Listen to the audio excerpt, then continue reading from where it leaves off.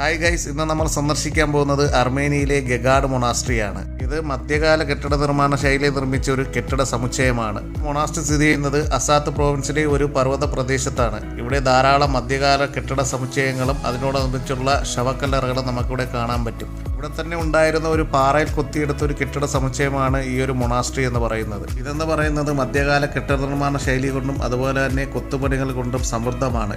ഈ മൊണാസ്ട്രി എന്ന് പറയുന്നത് അന്നത്തെ കാലത്തെ ഏറ്റവും സൗകര്യങ്ങളോട് കൂടിയിട്ടുള്ള ഒരു മൊണാസ്ട്രിയാണ്. പ്രാർത്ഥനാ മുറികളും മറ്റ് താമസിക്കാനുള്ള സൗകര്യവും അതുപോലെ തന്നെ ഡൈനിങ് ഹാളും ഒക്കെ ഉണ്ട്.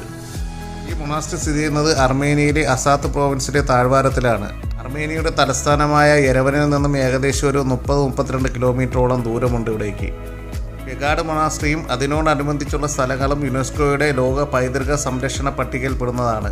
ചരിത്രാന്വേഷികൾക്കും ചരിത്രത്തെ ഇഷ്ടപ്പെടുന്നവർക്കും സന്ദർശിക്കാൻ പറ്റിയ നല്ലൊരു സ്പോട്ടാണ് ഗഗാഡ് മൊണാസ്ട്രിയും അതിൻ്റെ ചുറ്റുമുള്ള പ്രദേശങ്ങളും.